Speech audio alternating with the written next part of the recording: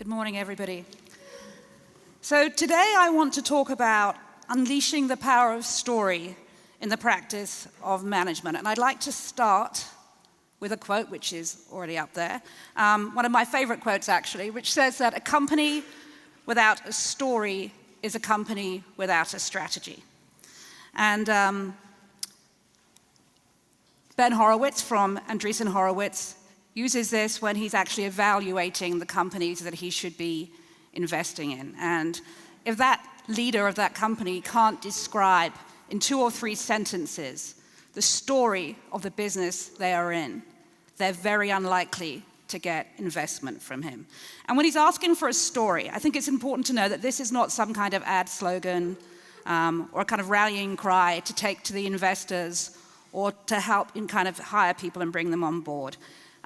They see story as something much larger than a to-do for the marketing organization or even the HR organization. Story is a to-do for the entire organization.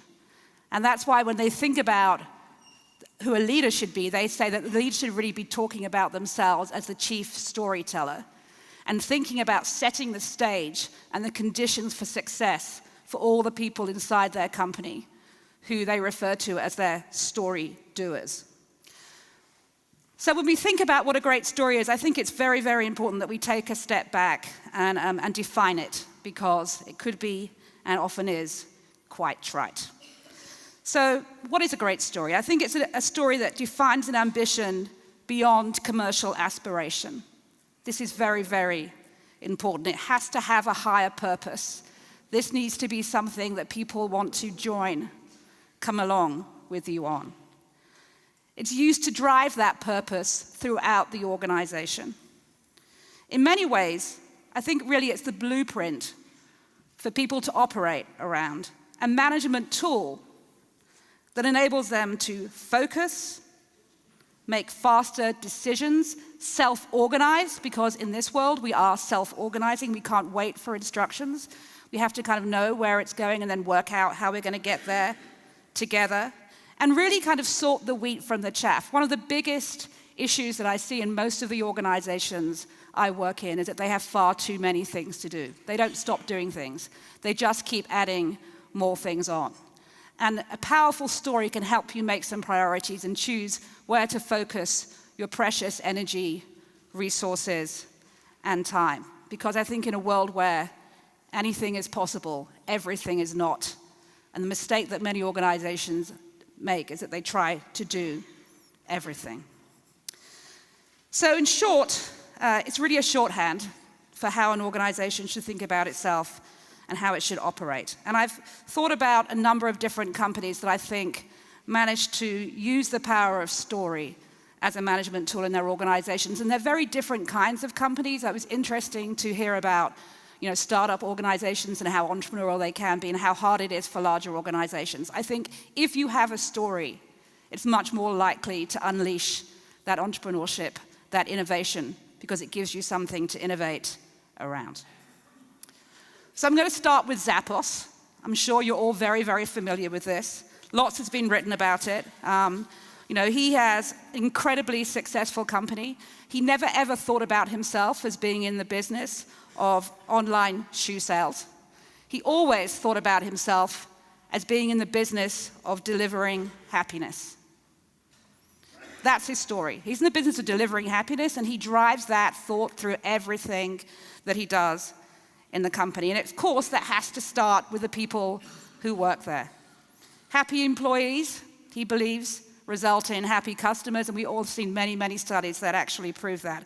And having a happy employee means giving them the ability to do what they need to do to make that customer happy. So unlike most places, call centers, where the idea is you get in there and you get off the phone as fast as you can with the customer in order to get to the next call, people at Zappos are encouraged to stay on the call as long as they need to make sure that that customer is a happy customer, and also are empowered to do what they need to do to get that result. That's sending a new pair of shoes, refunding money.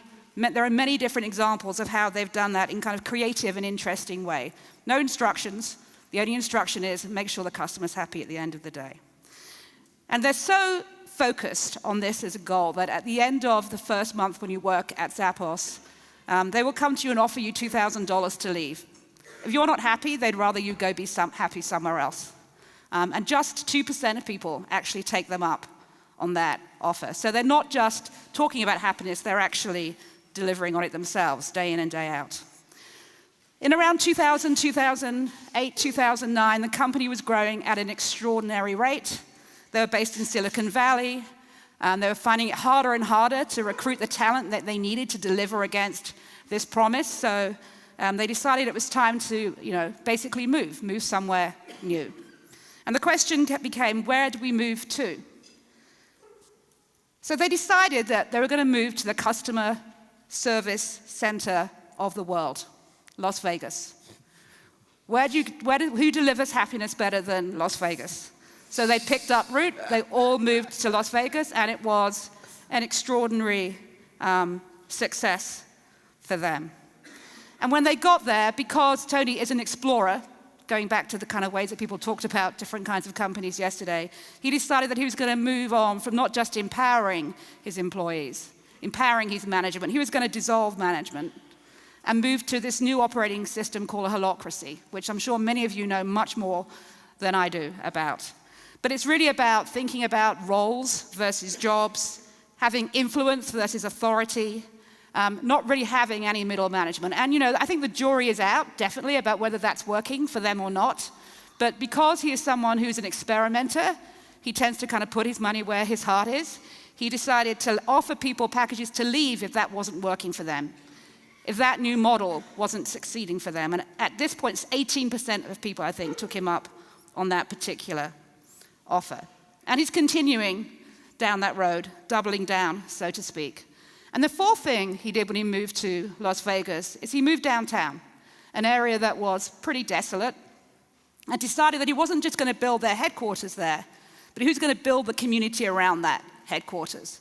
Because it wasn't just about delivering happiness for the company, it was about delivering happiness for the community. And together, they were all going to thrive and do very well. So I think he's probably the consummate storyteller and story doer. He understands what business he's in, and he's delivering against it every day. This is Tony Hsieh. Tony Hsieh. Yeah, I don't think you mentioned his name. Oh, sorry. Tony Hsieh. Tony Hsieh is the CEO Thank of you. Zappos. So I want to talk about another company that has been around for 60 years, so a very different kind of company. Walmart is their biggest competition. Target is a big box retailer. You can't really out-Walmart Walmart. So they realized a while ago that in order to have a competitive advantage, they needed to have a different reason for being in the marketplace. That buying big and selling cheap wasn't going to be enough. And so they kind of took a look at their business and said, really the business we're in is not about being a big box discount retailer. We're in the business of elevating the everyday for our customers. We're in the business of democratizing style. And that became a real rallying cry for everybody inside the organization. It gave them a new kind of focus that enabled them to have a real competitive advantage against the Walmart giant. So if you look across the organization, everybody shifted how they operated. The merchants, rather than buying things as cheap as they could, went to some unusual people like Michael Graves, Vera Wang, people that you normally found in high-end department stores, and invited them to come in and create for Target. Their own label, which I think here to then had been just really a copycat of the Procter & Gamble's and the Unilevers of the world, decided that they didn't want to be second best anymore, and they invented a whole new line called Up and Up, which actually started to outsell their competition, better designed, better looking. It was a step up versus a step down. They started to experiment in retail spaces. The whole idea of a pop-up shop happened with Target first. They did that 10, 11 years ago. They had new kinds of partnerships with services like SoulCycle. So you could not only get to buy their clothes, but experience what it was like to use them. And of course, they kind of doubled down on their customer focus, always looking for ways to surprise and delight them. So elevating the everyday, democratizing style became their rallying cry. And it was very interesting. I was listening to their now ex-CMO a couple of years ago, talking about the fact that in 2009, 2010, they lost their way. And they lost their way because this notion of democratizing style had become a tagline. Expect more, pay less. They weren't actually delivering it in what they were doing. And so he doubled down on that, and now their fortunes are kind of back to where they would like them to be. The third company is Lego, a company that is very near and dear to my heart. I absolutely love Lego. In 2004, they were in trouble. They really had kind of lost their sense of purpose in the world. A new CEO came in and asked, I think, probably the most important question of everybody who worked there: why do we exist? What would the world look like if Lego was no longer here? What is it that we're bringing to the world that can help us reimagine, refocus, and reinvent in the future? And so they came back and said, you know what, we're actually not just in the business of construction toys. We are in the business of inspiring and developing the builders of tomorrow. And if we're in that business, then we need to leverage the things, globality, technology, the things that have been working against us to our advantage. And so they created Future Lab, where all of the best creators in Lego across the world come together to share their best ideas and then bring them out to the world. They have probably, I think, one of the best kind of content sharing sites for their customers, for parents, for teachers, for kids. They really have brought their customers in. They are part of the organization in many ways. They are sharing and joining in the story of inspiring and developing the builders of tomorrow. They also crowdsource new ideas for Lego, and the best of those actually gets to be available at retail. So the Doctor Who Lego is my particular favorite, but I'm sure everybody has their own. So because they got clear about their story, it helped them reimagine and reinvent themselves moving forward. Sarah, we're at time. We're almost done. Sorry, yeah.